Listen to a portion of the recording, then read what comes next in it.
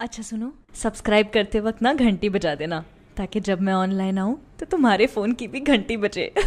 مختلف ممالک میں اب ایسے مساج سینٹرز کھل رہے ہیں جہاں سانپوں اور اژدھوں کے ذریعے جسم کا مساج کیا جاتا ہے۔ بشتر طریقہ مساج کرنے والے کو اس سے خوف نہ آتا ہو۔ برسوں پہلے انڈونیشیا کے جزیرے بالی سے شہرت پانے والا سانپ کا مساج آج کئی ممالک میں کیا جا رہا ہے، جن میں امریکہ، برطانیہ، جرمنی، اسرائیل اور فلپائن شامل ہیں۔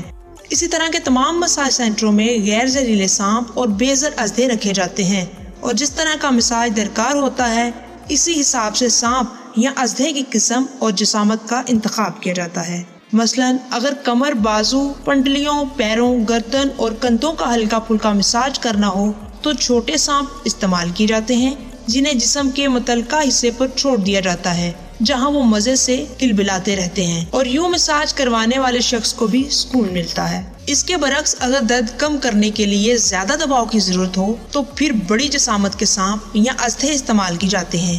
البتہ مساج کی پوری کارروائی کے دوران مساج سینٹر کا عملہ وہاں موجود رہتا ہے، جو مطلوبہ جگہ سے ادھر ادھر ہو جانے والے سانپوں کو پکڑ کر واپس ان کی جگہ پر رکھتا ہے۔ مساج شروع کرنے سے پہلے سانپوں کو صاف پانی سے دھو کر اچھی طرح سکھا لیا جاتا ہے، اس کے بعد کسی شخص کے جسم پر رکھ دیا جاتا ہے۔ فلوریڈا میں ایک ایسے ہی مساج سینٹر کے مالک نے بتایا کہ یہ تمام سانپ نہ صرف غیر زہریلے ہوتے ہیں بلکہ مزید احتیاط کی غرض سے ان کے منہ میں بھی ایک شفاف ٹیپ باندھ دی جاتی ہے تاکہ وہ گاہک کو کاٹ نہ سکیں۔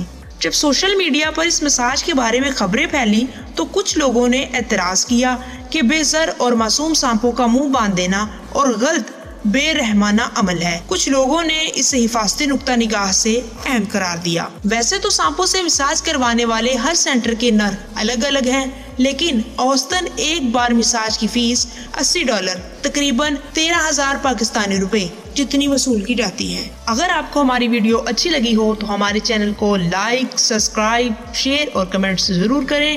انشاءاللہ ملتے ہیں نیکسٹ ٹائم نیو ویڈیو کے ساتھ، تب تک کے لیے اللہ حافظ ناصر۔